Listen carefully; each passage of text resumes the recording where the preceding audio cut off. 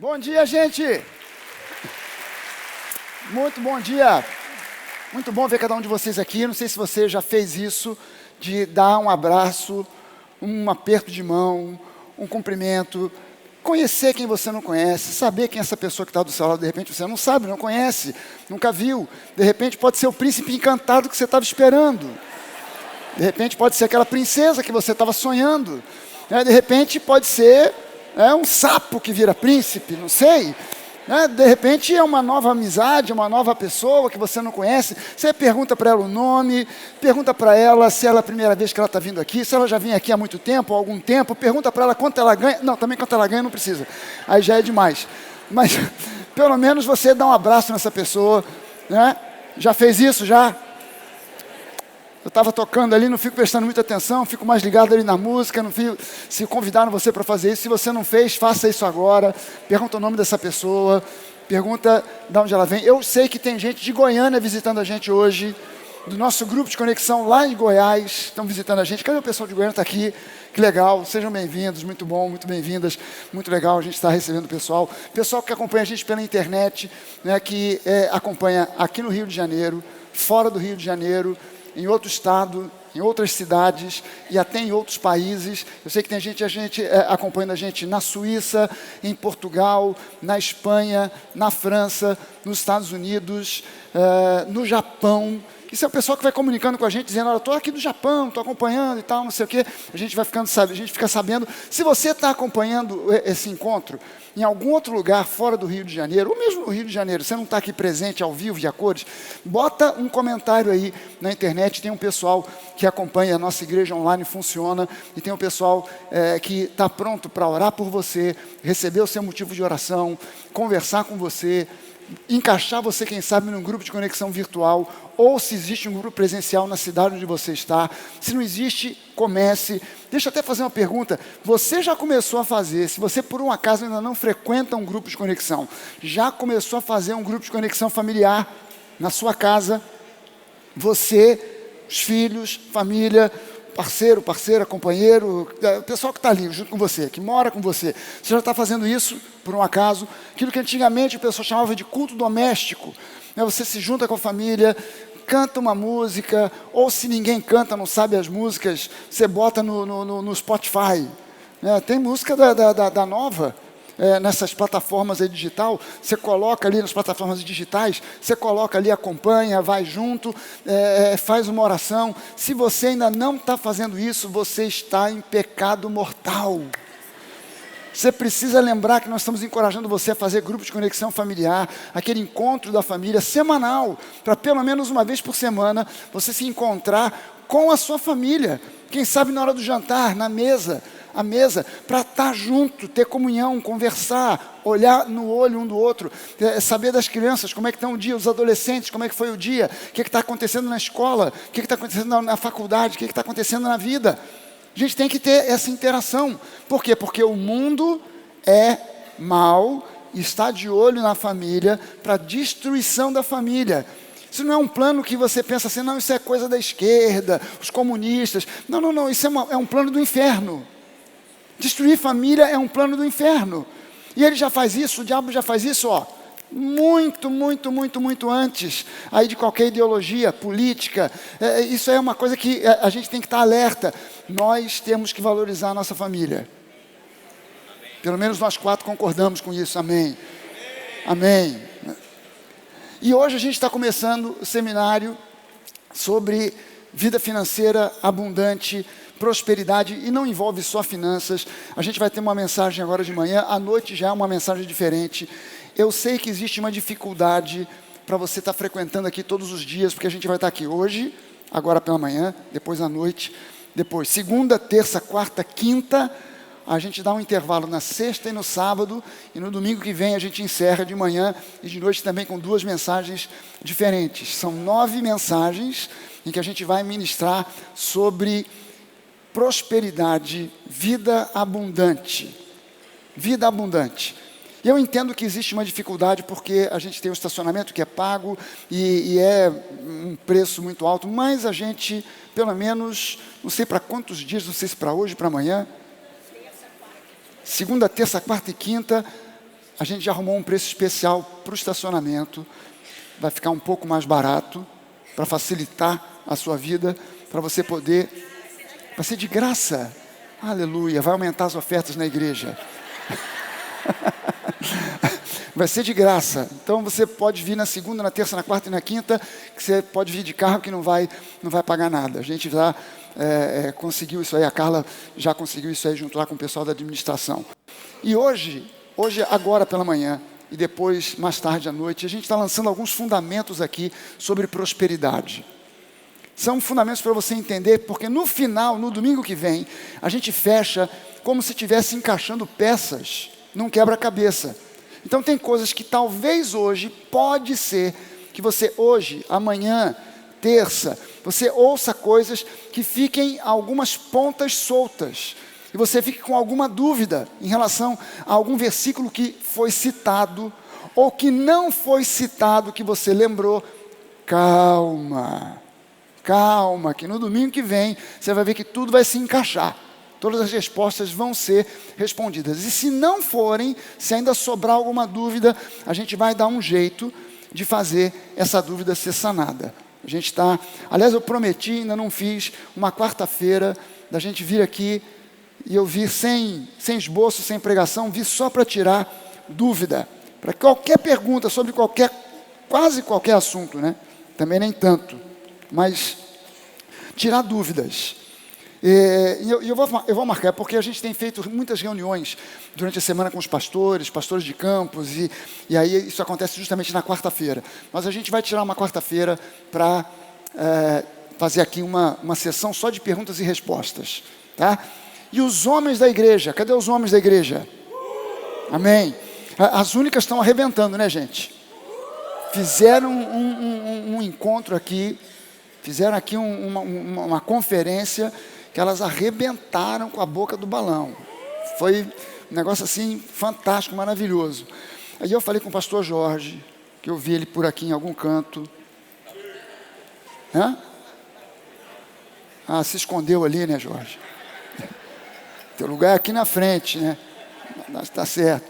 Eu falei com o Jorge, anuncia para os homens que eu estou lançando um desafio, que nós vamos escolher um sábado, que nós vamos nos encontrar lá na Barrinha, aquele larguinho onde tem a delegacia. A gente vai se encontrar. Então, se você está na dívida com alguma coisa, não vá, porque encontra ele em frente à delegacia. Nós vamos encontrar os homens ali para fazer uma caminhada, que nós vamos subir o Joá, descer o Joá, vamos subir Paineiras, descer Paineiras, vamos até o Cristo Redentor a pé, andando, meditando, conversando e orando. É um desafio. Você já pode ir na Decathlon aqui comprar aquelas varinhas para caminhar. Estou vendo muito homem batendo palma que vai ter que estar junto. Não é corrida, não, é caminhada. É justamente para a gente... tem uns pontos que eu já conheço nesse trajeto todo, que eu já fiz esse trajeto pedalando, correndo, então eu já conheço onde tem mirante, onde tem lugar para parar, para comer uma banana, comer um sanduíche, alguma coisa e tal, que você leva numa mochila e tal. A gente vai fazer isso aí com pontos de parada, para a gente meditar, conversar, orar. E vai ser aquele negócio assim, se você está meio duvidoso nesse encontro, você vai sair de lá macho pra caramba.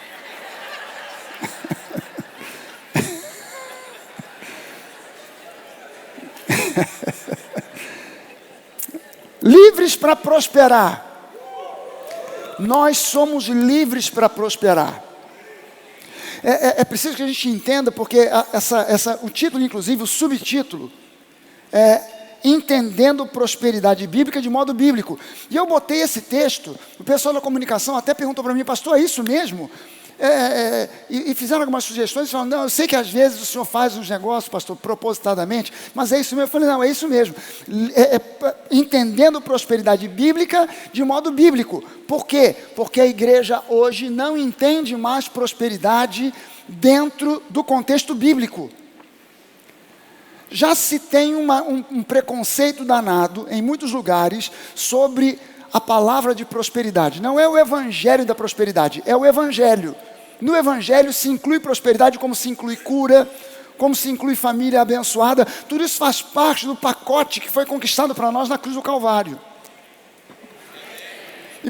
Mas muita gente critica, né, esses pregadores do evangelho da prosperidade. Não existe o evangelho da prosperidade. Existe prosperidade no evangelho. E já não bastasse a prosperidade ser criticada, embora haja fundamentos bíblicos a valer, já não bastasse isso, em muitos lugares, por certas influências do mundo, influências que vêm do mundo, e é incrível isso, é que o mundo, muitos palestrantes, influencers, coaches, ensinam sobre prosperidade a partir de uma perspectiva bíblica, onde a Bíblia não é citada, mas serviu de inspiração. Aí isso vem para a igreja e a Bíblia sai fora e se começa a pregar prosperidade com uma perspectiva do mundo, da economia do mundo. E nós precisamos recuperar uma visão de prosperidade bíblica. Por isso, o título Livres para Prosperar e o subtítulo Entendendo a Prosperidade Bíblica de modo bíblico. Então a gente vai começar hoje, agora pela manhã e logo mais à noite. Se você não estiver presente, a gente transmite o culto pela internet, não tem problema. Lançando alguns fundamentos. O primeiro deles que a gente precisa entender é que o mundo está ficando cada vez mais doido, cada vez mais louco. As sociedades estão cada vez mais doentes, cada vez mais doentias. E é claro que o inimigo quer ver a igreja se manifestando não quer ver a igreja se manifestando como um lugar de cura, de restauração, de libertação. Então, ele tenta trazer essa opressão doentia para dentro das portas da igreja, para dentro do ambiente da igreja. 1 Coríntios 14:10 é um texto que nos diz que existem muitos tipos de vozes no mundo, e essas vozes, elas estão clamando pelos seus ouvidos. São vozes que estão clamando pelo seu entendimento, pela sua atenção, para que você tenha outro foco que não seja a palavra de Deus, para que você não tenha a palavra de Deus como referência número 1. Não é que você não possa ter outras referências, mas a referência número 1 que você precisa ter é a voz de Deus na sua vida, é a palavra de Deus. Essa é a nossa referência número 1. Então é necessário que a igreja do Senhor Jesus entenda que em Cristo foi dado a nós a autoridade para prosperar. E entenda bem, prosperidade, no contexto bíblico, é um direito nosso, tanto quanto cura, tanto quanto salvação. A salvação é um pacote. Na cruz, quando a Bíblia diz que nós fomos salvos, não quer dizer simplesmente que nós fomos livres da vida eterna no inferno. Não, é muito mais do que isso. Isso é a principal coisa, isso é a coisa principal, porque é óbvio, é preferível ir pobre e doente para o céu do que rico e saudável para o inferno. Mas é preciso que a gente entenda que na cruz do Calvário foi conquistado para nós um pouco mais, ou eu diria muito mais, do que simplesmente o livramento da vida eterna no inferno, da eternidade no inferno. Prosperidade e saúde foram conquistados para nós. Então é nosso direito prosperar, tanto quanto é nosso direito sermos curados, vivermos uma vida de saúde física e emocional. É direito nosso. Então a gente precisa entender, biblicamente, que quando Deus criou o homem e deu a ele a autoridade sobre toda a riqueza da terra. A riqueza da terra não foi criada para o diabo, nem para aqueles que estão longe da aliança com Deus. Foi criada para os filhos de Deus. Salmo 50, do versículo 9 ao 12, e eu vou ler aqui a NVI, a Nova Versão Internacional, diz assim: não tenho necessidade de nenhum novilho dos seus estábulos, nem dos bodes dos seus currais, pois todos os animais da floresta são meus, como são as cabeças de gado aos milhares nas colinas. Conheço todas as aves dos montes e cuido das criaturas do campo. Se eu tivesse fome, precisaria dizer a você, pois o mundo é meu e tudo o que nele existe. Tudo o que existe na face do planeta Terra e no universo é do nosso Deus. Presta bem atenção nisso. Ele é o Criador de todas as coisas. Ele é o dono de tudo isso, não por alguma outra razão que não seja o fato de que Ele mesmo criou todas essas coisas. Ele criou a Terra, Ele criou o universo, e tudo pertence a Ele. Ageu, no capítulo 2, versículo 8, Deus agora diz assim: tanto a prata quanto o ouro me pertencem, declara o Senhor dos Exércitos. Quando você vai a Gênesis capítulo 1, por 5 dias Deus trabalha para criar o nosso planeta. Para criar, na verdade, o universo. E dentro do universo, o planeta Terra. E Ele vai preparando tudo. E no ponto culminante, que é o 6º dia, Ele cria o homem. E imediatamente, ao criar o homem, dá ao homem autoridade sobre a terra. Deu ao homem autoridade sobre a terra. Quando você vai agora a Gênesis 2, você avança na leitura bíblica e você vai a Gênesis 2, Deus coloca o homem num jardim, que é o Éden, e mais uma vez dá ao homem a autoridade, reafirma ao homem a autoridade que ele tinha para cultivar aquele jardim, guardar aquele jardim e prosperar. E prosperar. Deus diz ao homem, já de cara, quando Ele cria o casal, Ele diz: cresçam e multipliquem-se sobre a face da terra. Essa é uma mensagem de prosperidade. Crescer e multiplicar. Algumas igrejas entendem essa história de multiplicar de forma errada. Outro dia alguém estava me falando que numa igreja que todo casal tem que ter 3 filhos. Porque se não tiver 3, enquanto tiver só 2, não é multiplicação. Eu falei, esse pessoal não sabe fazer conta de matemática. Porque para multiplicar não podia ter 2, tinha que ter 4. E os 4 tinham que ter 8. E os 8, 16 filhos cada um. Porque seria levar ao pé da letra o crescer e multiplicar. Quem é a mãe que está disposta a ter 16 filhos? Amém. Sua mãe teve quantos? Um só? 2. Ela já rompeu com o mandato bíblico. Ela já não obedeceu. Mamãe já foi desobediente. Só teve 3. E agora eu quero ser bíblico. Então eu terei 4. Vamos nessa, gente? Engraçado. Ninguém... O outro ali até está amarrado.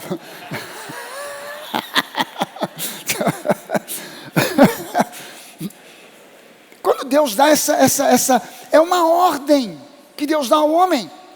Cresçam e se multipliquem, não é simplesmente uma ordem para ter filhos, é uma ordem de domínio. É uma ordem de domínio sobre a terra, é uma autorização de domínio sobre as riquezas, é uma ordem de domínio sobre todas as coisas. Amém, gente? Deus criou as riquezas desse mundo para o homem, não foi para o diabo. No entanto, quando a gente olha para o mundo, a gente tem a impressão que quem domina as riquezas desse mundo é o diabo. E isso só aconteceu porque Adão cometeu um crime de alta traição. E entregou ao diabo a autoridade que a ele havia sido delegada. Quando ele entrega isso para Satanás, obedecendo ao diabo, comendo do fruto da árvore do conhecimento do bem e do mal. Como é que a gente vê isso agora se expressando no Novo Testamento? Você vai a Lucas no capítulo 4... E em Lucas capítulo 4, eu vou projetar aqui o versículo, mas não vou ler tudo para você. Mas o capítulo 4, os versículos de 5 a 8, capítulo 4 é o capítulo onde Jesus sai do batismo, vai ao deserto impulsionado, levado pelo Espírito Santo. E lá no deserto ele passa 40 dias em jejum, 40 dias sem comer, e no 40º dia, vendo o diabo que Jesus estava fisicamente enfraquecido, obviamente isso tem reflexo na questão também emocional, o diabo vem para tentá-lo. E quando você vê a tentação, o diabo diz para Jesus o seguinte: Jesus, eu te darei toda a autoridade sobre os reinos desse mundo. Eu vou te dar autoridade sobre todos esses reinos desse mundo. E ele diz, porque a mim essa autoridade foi dada. Aí a pergunta que a gente tem que responder é: quem foi que deu essa autoridade então para o diabo? Se ele tem toda essa autoridade sobre todo esse mundo e oferece para Jesus um bypass, porque a gente sabe que quando vier quando Jesus vier na sua segunda vinda, ele vai dominar sobre todas as coisas, todos os reinos desse mundo se submeterão a ele. Mas o diabo oferece um bypass. Para que cruz? Para que esperar tanto tempo? Eu posso te oferecer os reinos, a autoridade sobre os reinos desse mundo agora, right now. Para que esperar? Porque a mim foi dada essa autoridade. E Jesus recusa a oferta do diabo. E foi uma tentação legítima, não foi uma peça, não foi um teatro, foi uma tentação legítima. E quem foi que deu essa autoridade para o diabo? Foi Adão, quando obedeceu não a Deus, mas ao diabo. E Paulo fala para nós lá em Romanos, que aquele a quem nós prestamos obediência, desse nós nos tornamos servos.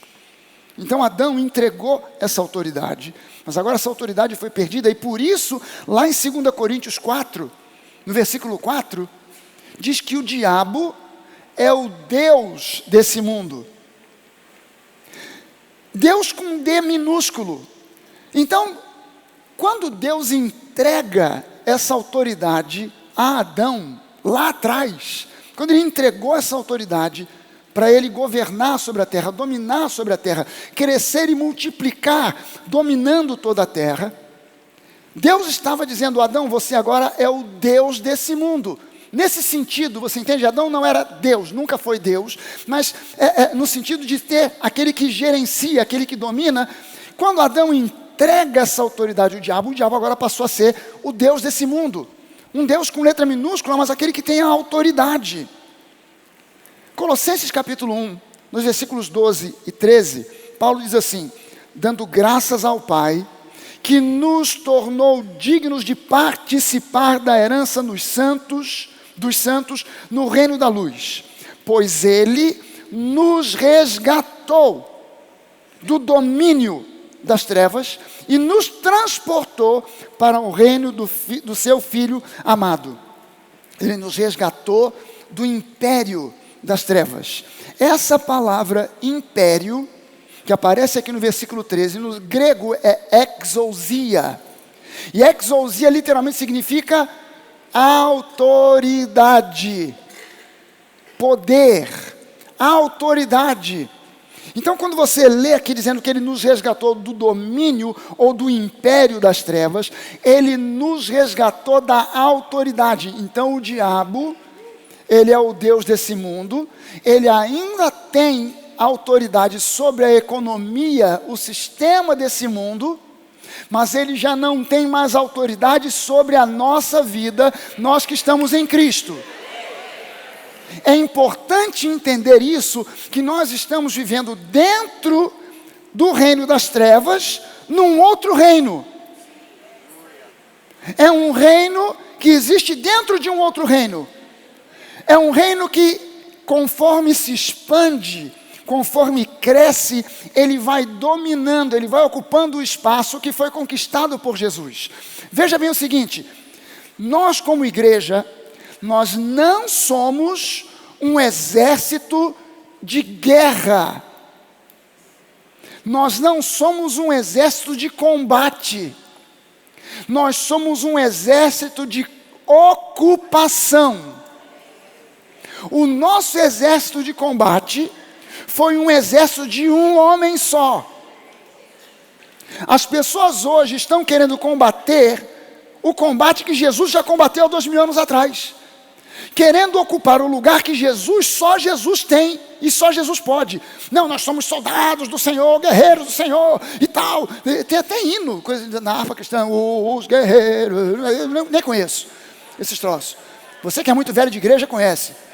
Eu não conheço, só conheço essa parte. Os guerreiros, o pastor Jorge conhece. Tu não conhece essa música, Jorge? O negócio dos guerreiros? Não tem um negócio desse? Pode dizer para mim que tu não conhece?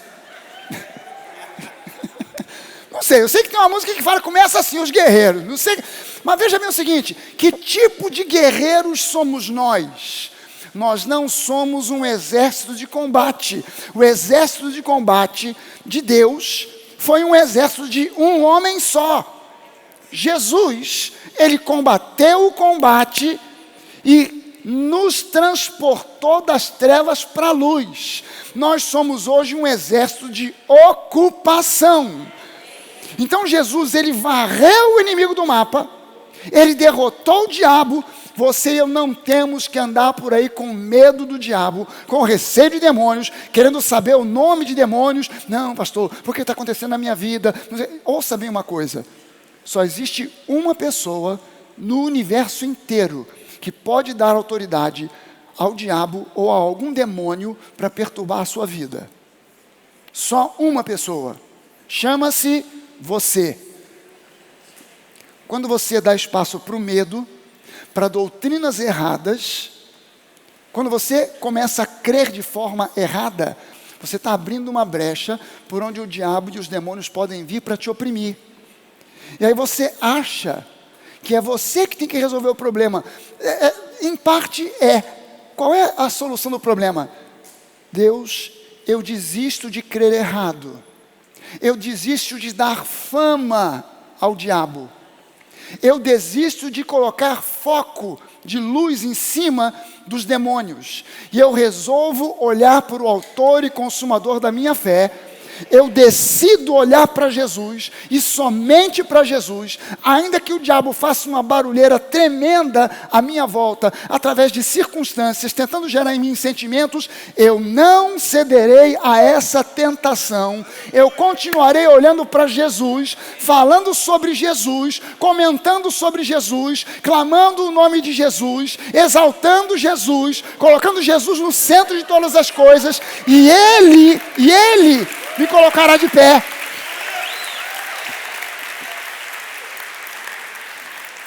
Ele nos libertou da autoridade, do domínio, e nos transportou para o reino da sua autoridade. Então nós hoje somos um reino dentro de um outro reino. O reino das trevas, que passou a dominar o mundo, mas agora nós somos do reino da luz. E esse reino, conforme ele se expande, ele vai se expandindo e o reino das trevas vai se encolhendo. Por isso é que eu costumo dizer, eu sei que é difícil entender isso, mas nós como igreja, nós somos uma igreja fora da igreja. Porque a igreja tradicional, ela se perde muitas vezes em doutrinas de homens. Ela se perde em religiosidade. Ela tem se perdido em misticismo. E nós, como nova igreja, queremos resgatar o entendimento que nós somos uma igreja da palavra. Esse foi a grande luta da reforma. A grande luta da reforma foi trazer a igreja de volta para a palavra. A igreja estava perdida em misticismo, a igreja estava perdida em doutrinas completamente tortas e erradas, a igreja estava desviada do caminho do Senhor.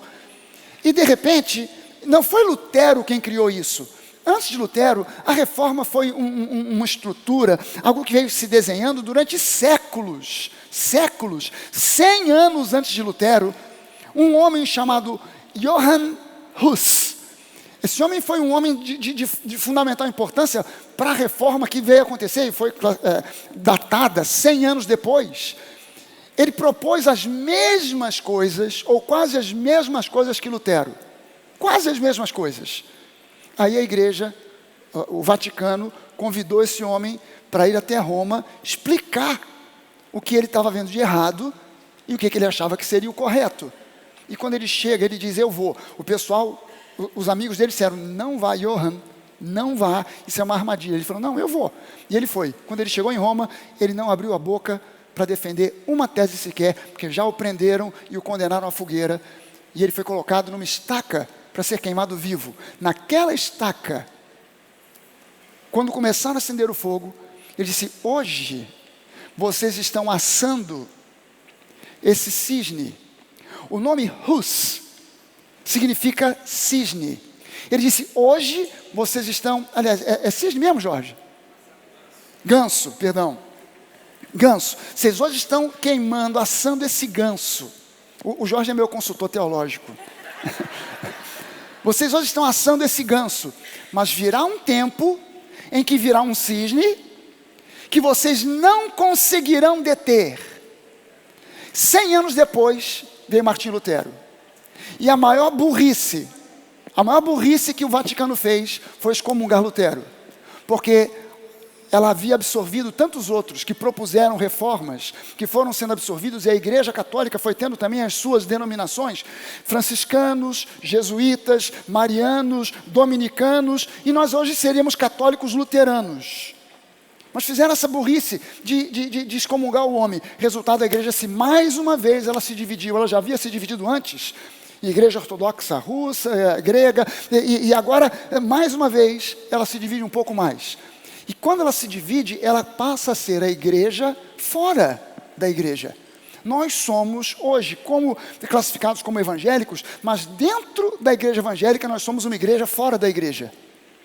Porque a nossa visão é uma visão de restaurar o entendimento da igreja como uma igreja que está completamente amarrada, presa, ligada, misturada com a palavra. Nós não podemos fugir disso. Senão nós caímos no erro que muitas igrejas têm caído, do misticismo e de doutrinas tortas e erradas. Nós hoje, e aí eu falo da igreja invisível, não mais de denominações, nós somos parte da igreja triunfante. A igreja de Jesus, porque Jesus conquistou esse triunfo para nós. E Ele não fez isso por si, Ele não precisava disso, Ele fez isso por nós. Ele se tornou o nosso substituto, Ele tomou o nosso lugar, tanto no castigo, que nos traz a paz que estava sobre Ele, como também na vitória. Jesus não foi nosso substituto somente no castigo, Ele foi nosso substituto no castigo que nos traz a paz, mas Ele foi nosso substituto na vitória. Nós somos vitoriosos em Cristo. Em Cristo somos mais que vencedores, e o inimigo é um derrotado de forma definitiva. Você pode dizer isso comigo? O inimigo é derrotado de forma definitiva. Não existe mais nada que você e eu precisamos fazer para derrotar o inimigo. É uma mentalidade. A igreja precisa restaurar essa mentalidade. Eu não tenho que fazer novena, eu não tenho que acender vela, eu não tenho que fazer propósito, eu não tenho que fazer absolutamente nada, eu não tenho que fazer corrente, eu não tenho que fazer campanha, eu não tenho que passar num corredor de pastores para derrotar o inimigo. O inimigo já foi derrotado. Ele já foi derrotado. Isso é uma nova consciência que a igreja precisa ter. A igreja precisa ter essa consciência. A Bíblia nos chama de mais que vencedores. Que sentido tem alguém que venceu uma luta, venceu uma batalha, venceu uma guerra, ainda está fazendo campanhas, ainda está fazendo correntes, ou qualquer outra coisa, e propósitos, ou sei lá o quê, para obter vitória? A vitória já foi obtida.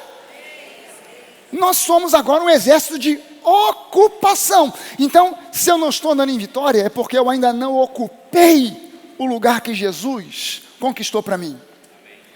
O que eu preciso não é derrotar um demônio. O que eu preciso é ocupar o lugar que Jesus já conquistou para mim. Você pode dizer isso comigo? O que eu preciso não é derrotar o inimigo, mas ocupar o lugar que Jesus já conquistou para mim. Aleluia. Amém. O que nós precisamos é isso. É entender que somos um exército de ocupação. Por isso, em Cristo, nós temos autoridade para repreender o inimigo em nome de Jesus e ordenar que ele tire as suas mãos sujas daquilo que nos pertence, incluindo as nossas finanças. Incluindo as nossas finanças. Quando nós falamos de guerra espiritual, é necessário saber que tipo de exército nós somos. Entender isso, nós somos um exército de ocupação, nós somos a igreja triunfante, nós somos mais que vencedores. Então, em nome de Jesus, nós podemos orar, clamar, profetizar que as nossas necessidades financeiras sejam supridas. Mas pastor, se nós já somos mais que vencedores, por que a gente precisa orar? Por que a gente precisa clamar? Por que a gente precisa confessar? Porque essa é a maneira através da qual nós ocupamos o terreno que foi conquistado para nós. Lembre-se, o diabo é um inimigo derrotado, mas como todo bom inimigo derrotado, ele não se conforma com a sua derrota. Então ele tenta fazer barulho, como se ainda tivesse algum tipo de poder. Sabe que eu gosto demais de ler livros e assistir documentários sobre a Segunda Guerra Mundial.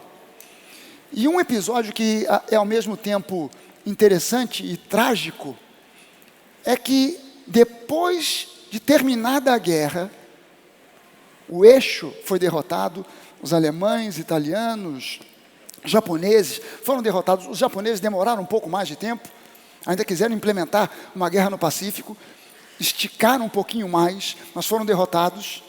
E numa ilhota daquelas no Pacífico, um soldado japonês, todo mundo do batalhão dele morreu, menos ele.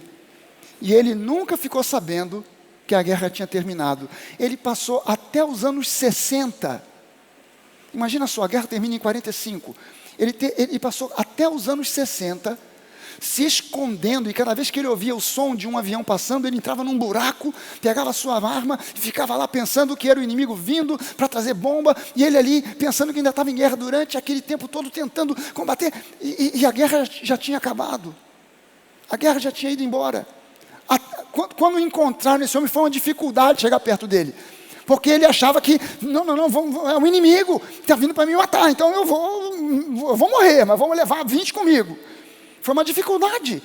E eu entendo que às vezes é uma dificuldade para o povo de Deus entender que nós, por direito de herança, hoje, já precisamos nos ver como prósperos.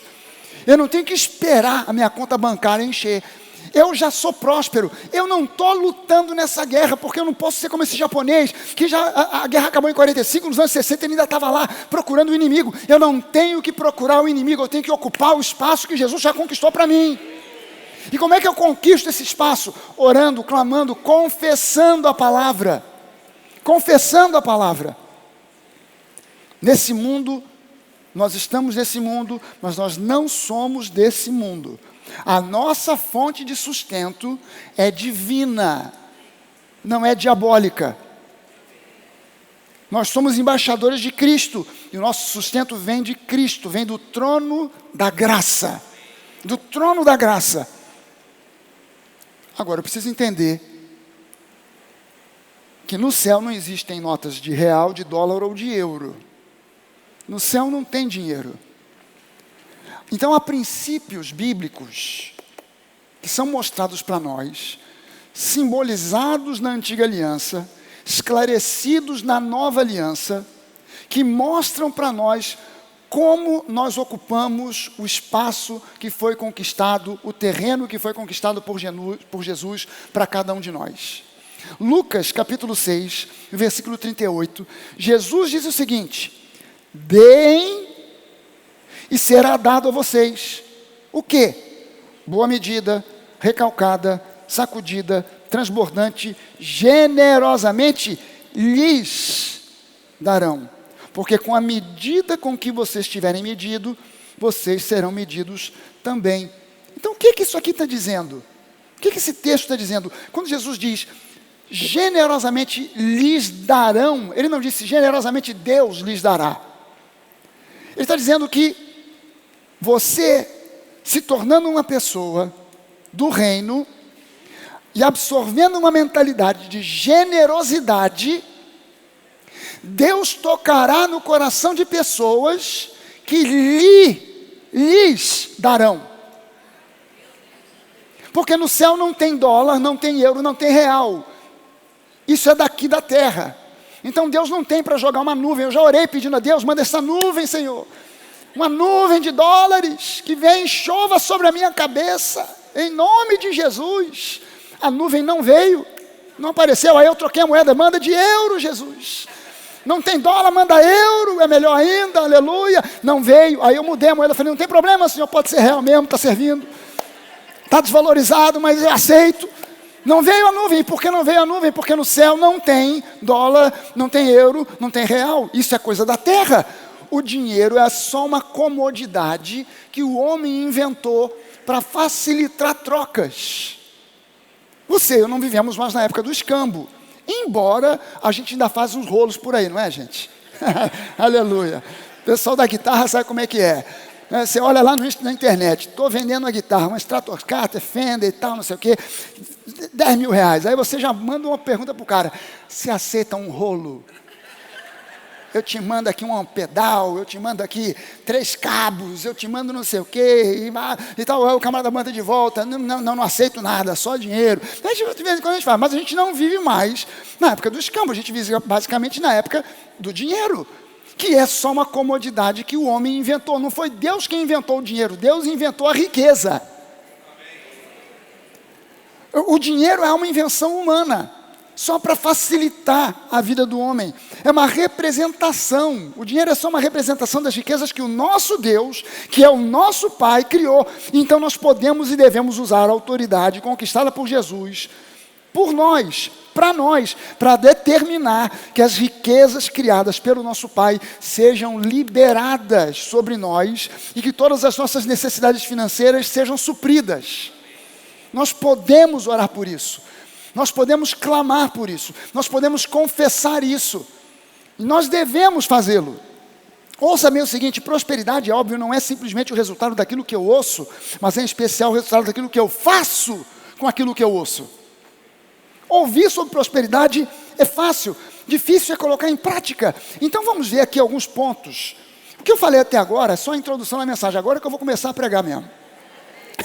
Vamos ver alguns pontos práticos que a Bíblia nos mostra, que são pontos que conduzem, coisas práticas que conduzem à prosperidade bíblica. Eu não sou economista, eu não sou contador, eu não estou aqui para falar para você sobre bolsa de valores, eu não estou aqui para falar para você sobre criptomoedas, investimentos, isso aí é tudo válido. Eu acho muito interessante, a gente vai falar um pouquinho sobre isso, não especificamente dando aula de nada disso, mas você pode, é lícito que você tenha investimentos. É lícito que você tenha investimentos, que você aplique na bolsa, que você aplique em criptomoeda, que você faça aí do jeito que você achar melhor. Eu não entendo nada, eu sou um cego nesse assunto. Quando eu quero fazer algum tipo de investimento, eu tenho que perguntar para alguém: como é que funciona isso? Como é que não é? Porque eu não entendo nada disso, então não é sobre isso que eu vou falar para você. Eu quero falar para você o que a Bíblia nos diz que nós podemos fazer como prática de vida para prosperarmos. Amém, gente?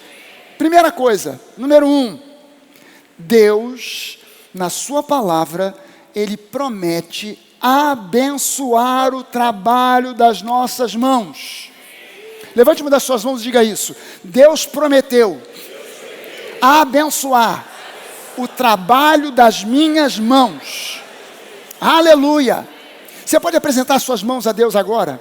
Dizer: Deus, eu te agradeço, porque você prometeu abençoar o trabalho das minhas mãos, e nada, nem ninguém, nem todo o inferno, somado e elevado à 20ª potência, poderá impedir que o trabalho das minhas mãos produza prosperidade.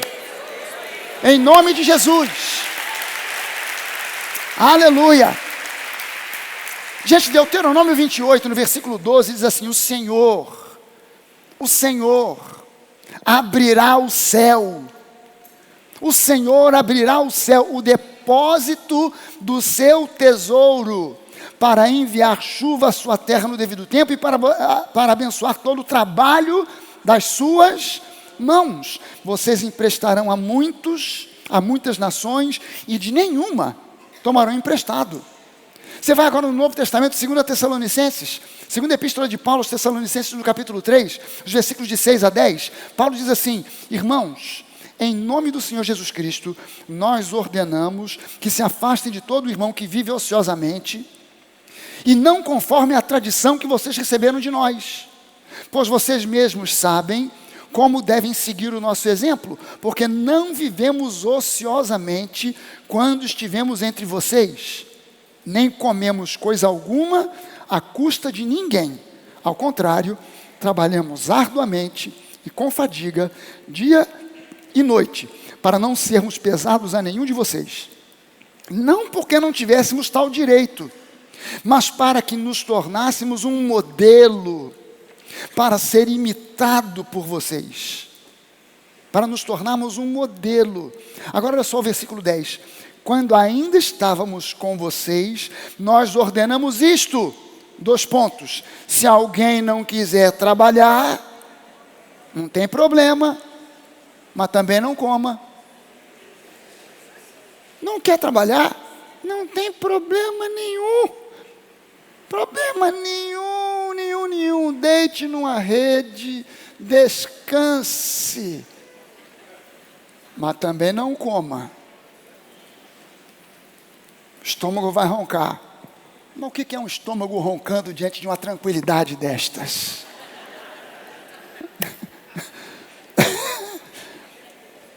Então, você está entendendo que a Bíblia nunca falou nada contra o trabalho. O trabalho não é, como afirmam alguns, fruto da maldição que Deus colocou sobre Adão. Na verdade, Deus nunca amaldiçoou Adão. Deus declarou a terra amaldiçoada por causa do pecado de Adão. Mas ele não disse para Adão, você agora é maldito. Nunca, nunca. Deus jamais amaldiçoou qualquer pessoa na face da terra. Nunca. Adão foi instruído por Deus para guardar e cuidar do jardim do Éden. E o seu trabalho era fácil, era um trabalho prazeroso. Mas a maldição que veio sobre a terra, essa maldição é que tornou o trabalho uma coisa pesada, uma coisa dificultosa. E até mesmo, em muitos casos, um trabalho infrutífero. O nosso trabalho, como filhos de Deus, não importa o que você faça na vida, o seu trabalho não pode ser infrutífero. Você e eu já conhecemos muita gente que trabalha feito um burro de carga, mas o seu trabalho é infrutífero. O nosso trabalho não pode ser infrutífero. Por quê? Porque há uma promessa sobre nós. Há uma promessa sobre a nossa vida. Sabendo agora que Deus vai abençoar o trabalho das minhas mãos, e não providenciar uma nuvem de onde chovem reais, dólares e euros, eu preciso focar nas realidades da palavra e trazê-las para a prática do meu dia a dia. É muito fácil, gente, dizer que o trabalho é maldição e que eu devo aprender a fazer o dinheiro trabalhar para mim. Não sei se você já ouviu isso, mas eu já vi influencers por aí. Você está se matando de trabalhar, isso é fruto de maldição, você tem que aprender a fazer o dinheiro trabalhar para você. Essa segunda parte, eu concordo. A gente tem que aprender a fazer o dinheiro trabalhar para nós. Só que antes do dinheiro trabalhar para a gente precisa, em primeiro lugar, ganhar o dinheiro. Esse é que é o problema. Para fazer o dinheiro trabalhar para mim, primeiro eu preciso ganhar o dinheiro. E para ganhar o dinheiro, eu preciso... Gente, eu levantei algumas possibilidades aqui, através das quais você pode ganhar dinheiro. Vou citar algumas para você, quem sabe você adota uma dessas maneiras que eu levantei aqui. Primeiro, uma maneira que você pode ganhar dinheiro, ganhar na loteria. Só que as chances disso acontecer são muito poucas, então, obviamente, que eu não posso contar com isso. Você não pode contar com isso. Você pode jogar lá na Mega Sena, não sei nem como é que joga na Mega Sena. Eu sei que é na Caixa Econômica, você vai lá e tem algum cartão, alguma coisa que preenche, são os números, não é isso? Preenche, não sei nem quantos números são 4, 5, sei, quantos são? Você está jogando, né? Aleluia. Se ganhar, não se esqueça do dízimo.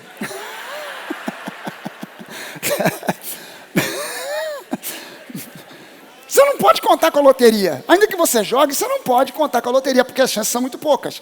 Segunda maneira que você tem para ganhar dinheiro: receber uma herança gorda.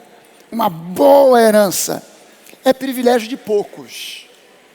Nem todo mundo tem uma boa herança para receber. Você fica às vezes imaginando, caramba, se deixarem uma herança para mim, vai ser dívida, boleto para pagar. Deixo de herança 30 boletos para o meu filho, 50 para minha filha. Às vezes é uma herança. Não sei se você tem alguma tia rica que não teve filhos, vai deixar uma herança para você, tia riquíssima, tia solteirona, só fez juntar dinheiro a vida inteira. Nunca comprou nada de luxo, nunca aprendeu nem a dirigir, não comprou carro, não comprou nada. Só morou num kitnet em Copacabana, gastou pouco dinheiro a vida inteira, juntou um dinheirama para você, você vai ser herdeiro. Aleluia! Vamos orar para que Deus a leve, para que isso aí se apresse, você receba a sua herança. Mas ter uma herança gorda é privilégio de poucos. Uma terceira maneira que você pode ganhar muita grana: vender drogas. Vender maconha, cocaína, você vai ganhar muito dinheiro. Mas tem um porém: vai dar ruim. Lá na frente vai dar ruim. Então é um tipo de business que não vale a pena você entrar. Você pode também, é uma outra opção, assaltar um banco. O resultado vai ser o mesmo da opção anterior. Vai dar ruim. Vai dar ruim. E por fim, a última opção que eu tenho para você poder ganhar dinheiro é trabalhar de forma inteligente e aprender a investir com sabedoria e diligência. Se você entender, porque o mundo entende todas as opções que eu dei anteriores, o mundo entende fácil, mas quando chega nessa, o pessoal, essa aí, trabalhar. E trabalhar com inteligência, trabalhar de forma diligente, quer dizer, tá duro, não dá. Por isso muita gente opta por essas outras ideias e acaba dando ruim. Tem uma alegria temporária, tem uma alegria que dura pouco, é uma festa que dura pouco. Então a primeira coisa, trabalhe e confie. Deus prometeu abençoar o trabalho das suas mãos. Confie em Deus. Segunda coisa, trabalhe com excelência. Trabalhe com excelência. Não basta trabalhar, tem que trabalhar com excelência. Não adianta você ter um bom emprego e ser um funcionário relaxado, que só chega para cumprir horário, que vai fazendo só o que é o necessário para a coisa ficar ali. Não, você tem que trabalhar com excelência. Tem que aprender a trabalhar com excelência. Tudo que você faz, ouça bem isso, tudo que você faz, não importa o que você faça, tudo que você faz merece ser bem feito. Nós no Brasil sofremos demais com essa história. Você chama alguém para reformar o banheiro da sua casa, o sujeito vai lá e faz um trabalho porco. Aí você tem que chamar uma outra pessoa. Você chama alguém para fazer um móvel, faz mal feito, faz torto, tem que chamar alguém para fazer de novo, fazer outro. Isso é uma prática no Brasil de fazer mal feito. Faça o que você tem que fazer, faça bem feito. Faça com excelência. Tudo, Colossenses 3, não sei se tem o versículo aí, mas Colossenses 3, 23 diz: tudo que vocês fizerem, façam de todo o coração, como para o Senhor e não para os homens. Isso é um princípio de prosperidade. Isso é um princípio de prosperidade. Por quê? Porque em compensação, tudo que é mal feito terá que ser refeito. Tudo que é mal feito terá que ser refeito. Fez mal feito, vai ter que fazer de novo. Então é preferível gastar um pouquinho mais de tempo para fazer de primeira, bem feito, do que gastar tempo refazendo tudo aquilo que foi mal feito. Trabalhe com excelência. Quanto mais excelente for o seu trabalho, e isso é um princípio importante de você entender, quanto mais excelente for o seu trabalho, mais requisitado ele será. Você sabe que se fala muito no Brasil sobre falta de emprego. Todo empresário que eu conheço, na igreja a gente tem um monte, todos eles nos dizem que no ambiente de trabalho deles está sobrando vaga de emprego. O problema não é que falta emprego, é que falta qualificação para ocupar o emprego que está disponível. Hoje em dia, gente, não importa, pode ser um emprego mais humilde que for, tem que ter qualificação. Então não falta emprego, mas falta gente com visão de excelência. Cara, eu vou me preparar. O que eu quero? Que tipo de trabalho eu estou querendo? Eu estou querendo esse tipo de trabalho. O que eu preciso para chegar e conquistar essa vaga? Cara, eu preciso fazer esse curso, aquele curso, eu preciso me preparar. Então eu vou me preparar, porque quanto mais excelente for o seu trabalho, mais requisitado ele vai ser. Quanto mais... pergunte para o pessoal que depende às vezes de trabalho de terceiros. Pergunte para o Duda, que é músico. Cara, você vai correr atrás de um luthier que faça uma guitarra excelente ou um cara que faz um toco, que é um taco de beisebol enfiado dentro de uma caixa de madeira de bacalhau, para você tocar? Ou você vai correr atrás do cara que faz bem feito? Você vai correr atrás do cara que faz bem feito. Pergunta para quem surfa. Você vai mandar fazer uma prancha onde? Naquele camarada que faz um trambolho que você bota dentro d'água e afunda? Não, você vai procurar o cara que faz. Porque, cara, quem é o cara que está fazendo as melhores pranchas aí? Quem é que está fazendo? É o fulano, é tal, é lá no Recreio, é lá na Barra, é lá no não sei aonde. Você vai correr atrás do melhor, aquele que apresenta o melhor trabalho. Então, quanto mais excelente você for, mais requisitado o seu trabalho será. Terceira coisa, trabalhe com inteligência, não com esforço. Trabalhe com inteligência, não com esforço. Trabalhar com inteligência significa trabalhar com diligência. Diligência fala de perseverança, fala de paciência. No seu trabalho há tempos, ouça bem isso, no seu trabalho há tempos de semeadura. Em toda a área profissional há um tempo de semeadura, que é aquele tempo difícil, é aquele tempo de aplicação de conhecimentos teóricos, é aquele tempo de aprendizado prático, é um tempo de ganhos financeiros menores. Não importa que você tenha se formado numa faculdade, não importa que você tenha se formado no estrangeiro, você entra no mercado de trabalho como alguém inexperiente, como um desconhecido. Então, aquela é uma época que você vai estar semeando para que as pessoas vejam o seu trabalho, a sua excelência. E conforme as pessoas veem o seu trabalho e a sua excelência, você passa a ser disputado e requisitado. Então, é preciso que a gente comece a entender que é preciso trabalhar com inteligência e não com esforço. Eu preciso entender que eu começo semeando. Eu estou semeando o meu trabalho. Eu estou semeando os meus talentos. Eu estou semeando o meu currículo. Eu estou semeando o que eu sei fazer. Pessoas estão recebendo, tem gente que acredita, tem gente que não acredita, tem gente que quer me contratar, outro não quer. Mas você vai chegar num ponto em que, se você trabalhar com excelência, você vai chegar num ponto onde você não conseguirá atender a todos os requisitos.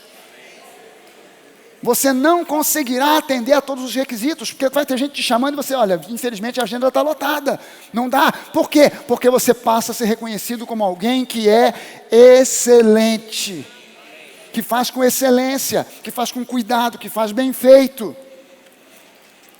Em seguida, vem os períodos de colheita. Quando a fama daquilo que eu faço com excelência começa a se espalhar, eu começo a ser uma referência positiva para o mundo à minha volta. E aí começam a chegar os ganhos maiores. Amém, gente? Mas nunca repouse. Presta atenção nisso, você vai crescer. Se você trabalhar com excelência, você vai crescer. Você vai ganhar fama, teu trabalho vai repercutir. Mas nunca, never, jamais, nunca repouse sobre os louros da fama e da glória, porque é aí que as coisas começam a estagnar e muitas vezes até mesmo andar para trás. Lembre-se que semear e colher são ciclos que se repetem. Semear e colher são ciclos que se repetem. Então eu começo semeando para depois, mais tarde, colher. Mas depois que eu começo a colher, eu preciso voltar a semear. Por isso hoje se fala em educação continuada. Você não se forma, tem um diploma e acabou. Você continua interessado em crescer, em aprender mais, em evoluir, em avançar. Amém? Quando você faz isso, o que você está fazendo? Você está semeando. Você já teve uma colheita, mas você continua semeando. Porque você está num ciclo de semear, colher. Semear, colher. Semear, colher, que não se interrompe nunca. Amém, gente? Quarta coisa. Nesse mundo, só existem dois métodos comprovados de ascensão social e econômica. Só tem dois. Não tem 3 nem 4, só tem 2. Trabalho honesto e estudo. São os 2 únicos meios de ascensão social e econômica no mundo. Trabalho honesto e estudo. Então, meu irmão, minha irmã, estude. Nunca é tarde para se aprender, nunca é tarde para se estudar. Estudar o quê, pastor? Qualquer coisa. Mas estude. Vai aprender uma língua nova. Vou aprender a falar japonês, chinês, sei lá.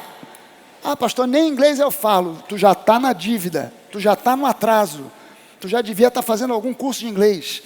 Cara, na escola bíblica a gente encoraja e incentiva, pelo amor de Deus, aluno da escola bíblica, no Nova College, na época do Atos, eu incentivava e dizia, você tem que aprender inglês. Por quê? Porque os melhores livros de teologia não são em português.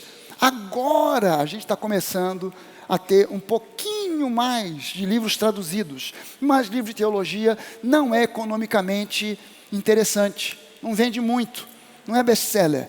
Então dificilmente alguém traduz um bom livro, você tem que comprar o livro em inglês. Pastor, não sei ler inglês, aí vai ficar no atraso. Aprenda inglês.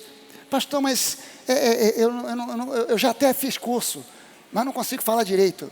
O meu sotaque é péssimo. Ninguém está nem aí para o teu sotaque. Quem é que quer saber se você fala good morning, dando nó na boca, ou você fala good morning? Quero saber se você está entendendo. O que interessa é que você está entendendo, capite? Vai fazer um curso de espanhol, buenos dias. Vem o quê?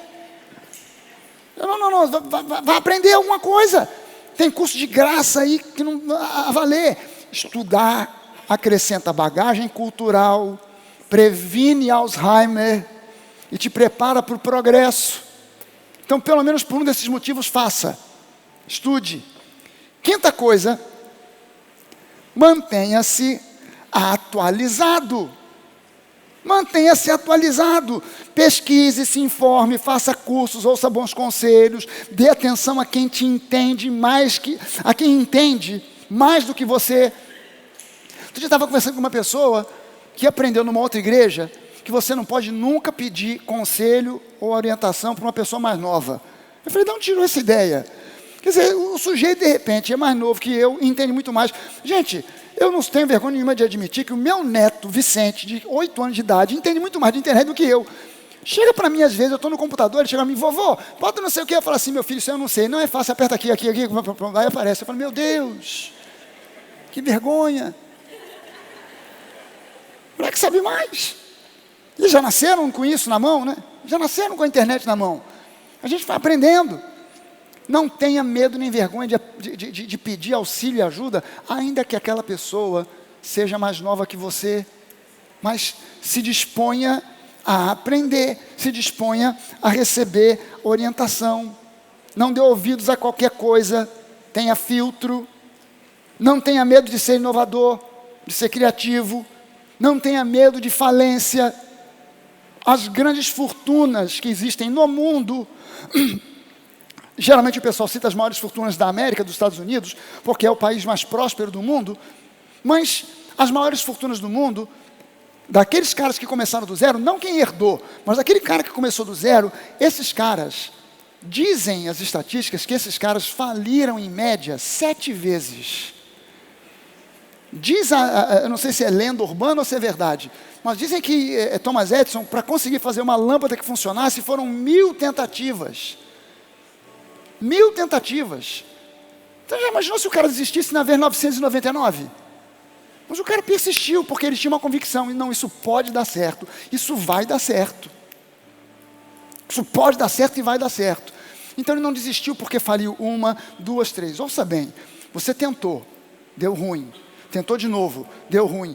Pode ser que à sua volta, amigos, familiares, outros profissionais olhem para você e digam, cara, fulano é um fracassado. Pode ser que o mundo te veja assim. Deus não te vê dessa forma. Porque a Bíblia diz que o justo, se ele cair 7 vezes, 7 vezes o Senhor o coloca de pé. Isso significa que Deus, Ele não dá para você. É interessante como Deus age.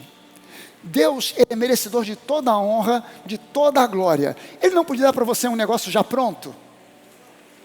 Ele podia dar para você um negócio pronto, mas Ele não dá um negócio pronto. Ele dá para você dicas, você vai fazendo, vai dando certo, e no final parece que foi você que fez.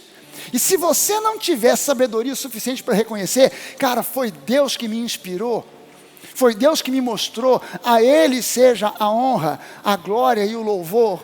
Não é a mim, Deus só me usou, Deus só me abençoou.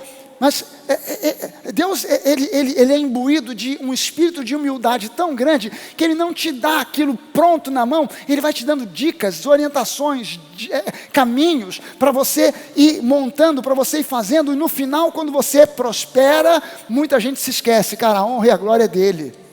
Foi Ele quem fez, foi Ele quem me inspirou, foi Ele que mostrou o caminho. Tem muita gente que começa a achar que é esperto demais, e começa a achar, não, eu me lembro, eu tive aquela ideia, que ideia maravilhosa, foi por minha conta, foi a minha brilhante cabeça e mente.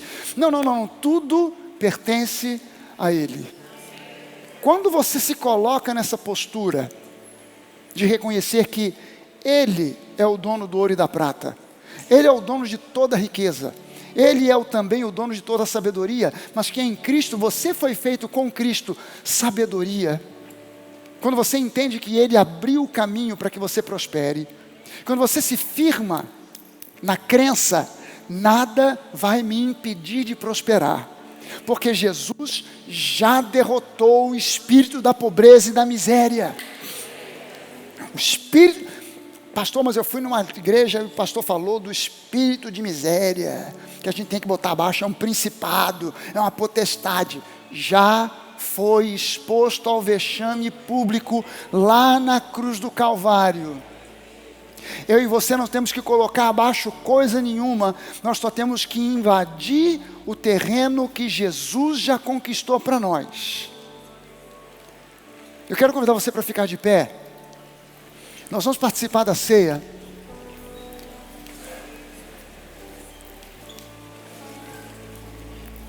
Obrigado, Amanda. Eu quero lembrar para você uma coisa importante quando a gente fala sobre prosperidade. Deus, Ele nos fornece todos os meios necessários para a gente prosperar. Não é simplesmente Deus entrando na nossa vida, fazendo chover dinheiro. Deus pode milagrosamente fazer uma grana aparecer na sua conta bancária? Pode. Mas lembre-se, Jesus disse, seja generoso, e você será abençoado com uma boa medida, recalcada, sacudida, transbordante, generosamente lhes darão. Nós precisamos desenvolver um espírito, se nós queremos prosperar, nós precisamos desenvolver um espírito de generosidade. A Bíblia diz que nós devemos ser guiados pelo Espírito Santo, dirigidos pelo Espírito Santo. Essa não é uma prática brasileira, mas quando eu morei na África do Sul, e vi isso também nos Estados Unidos da América como uma prática dentro de igrejas, pessoas sendo dirigidas pelo Espírito para abençoar outras pessoas, porque a palavra de Deus diz que generosamente lhes darão. E frequentemente eu via na escola bíblica, de repente um aluno se derramar em lágrimas, e você chegar perto para perguntar, e ele dizer, cara, eu estava enrolado para fazer um pagamento, eu precisava de o equivalente, vamos dizer, a R$1.000. Alguém botou aqui no intervalo entre uma aula e outra, alguém botou um envelope com R$1.000 no meu casaco. A gente não sabia quem tinha dado, a gente não sabia quem era a pessoa que colocou aqueles R$1.000 ali, mas alguém anonimamente foi lá para abençoar, dirigido pelo Espírito. Nós no Brasil desenvolvemos uma mentalidade histórica. Eu preciso. Alguém tem que me abençoar, alguém tem que dar, eu sou o necessitado. Na igreja que está fora da igreja, essa mentalidade muda.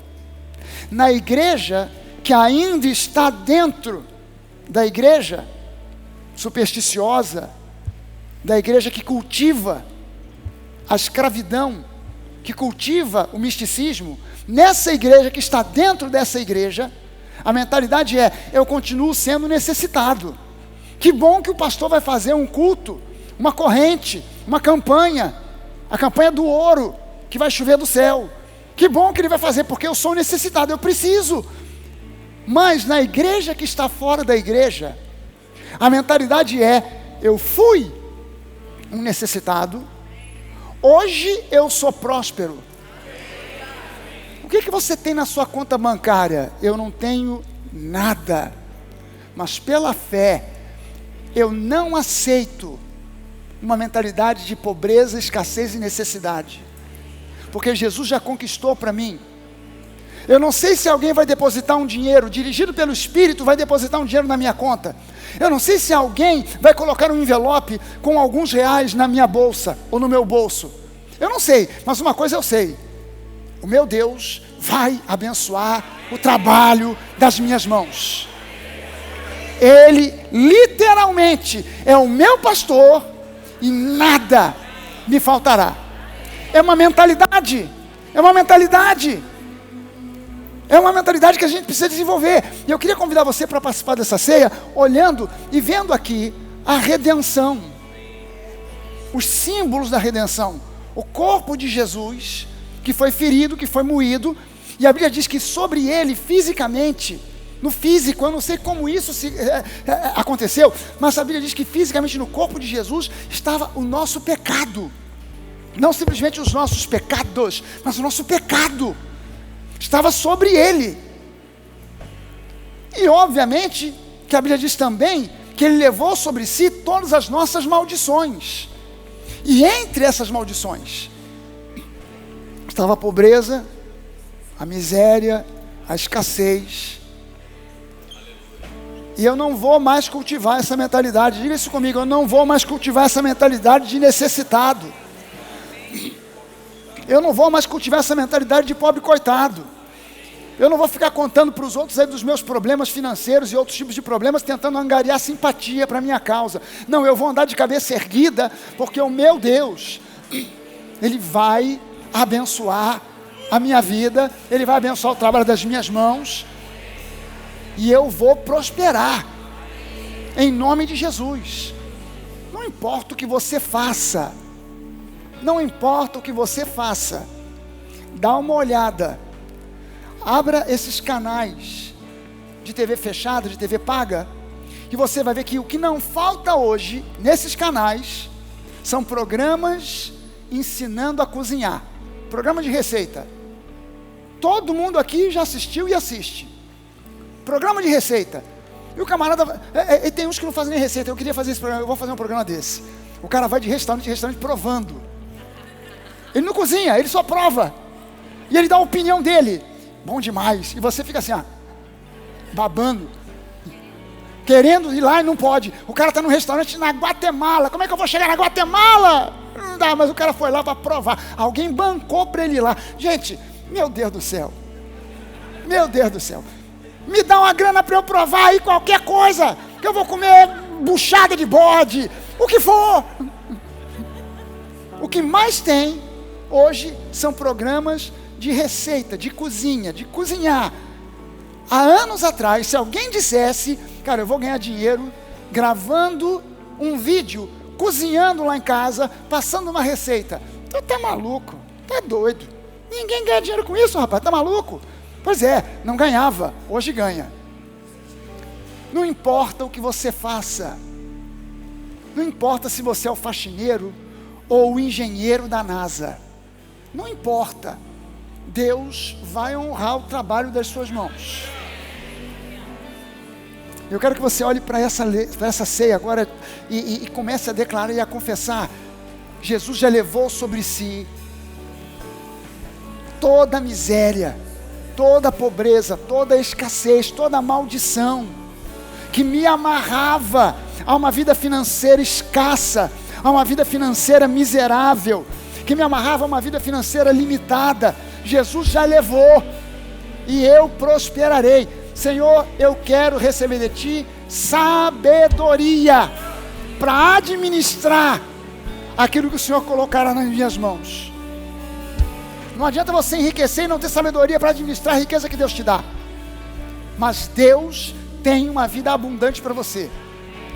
Deus tem portas que estão sendo abertas para você, mas que você precisa enxergar a porta aberta e entrar por essa porta, em nome do Senhor Jesus. Pai, está nas nossas mãos aqui o pão e o cálice, que falam da nossa redenção, que falam daquele tempo em que Jesus semeou da sua própria vida. Ele semeou com a sua morte, semeou com o seu sofrimento, semeou com o seu sangue. Mas nós estamos aqui agora porque Ele semeou e nós somos essa colheita abundante. Nós também queremos semear com a nossa fé, semear com a nossa crença. Nós somos mais que vencedores. O Senhor é o meu pastor e nada me faltará. Você pode comer esse pão agora e declarar isso: eu fui curado, mas eu também fui feito próspero. Você pode beber desse cálice e declarar: Senhor, eu te agradeço, porque o Senhor é meu pastor e nada me faltará. Em nome de Jesus.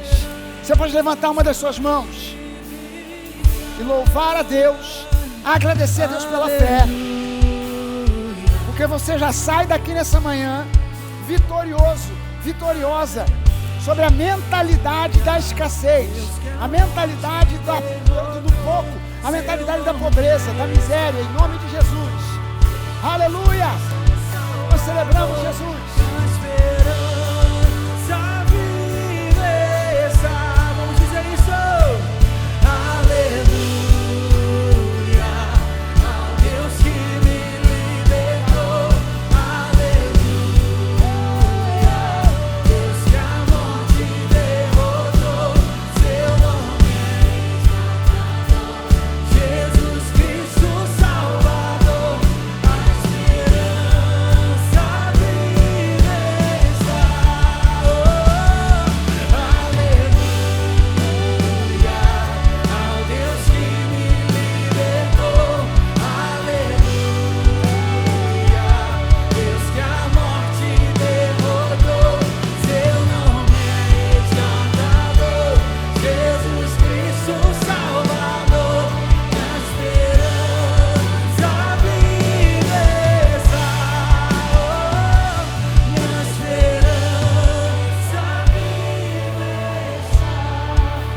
Aleluia. Pai amado, no nome de Jesus, nós profetizamos aqui uma semana de bênçãos, de vitórias, de progresso, em nome do Senhor Jesus. Nós declaramos aqui que o teu rosto, a tua face, estará sendo resplandecida na nossa face. Que nós sejamos, ó Deus, os mensageiros das boas novas. Que nós possamos andar por essa cidade com a nossa cabeça erguida, com o nosso olhar em Jesus, sabendo que somos mais que vencedores. Para que nós possamos voltar aqui a cada dia, a cada semana, com um testemunho de vida vitoriosa, em nome do Senhor Jesus. E todo o povo que crê, diga amém, amém. Você pode dar uma salva de palmas ao Senhor Jesus. Aleluia, amém.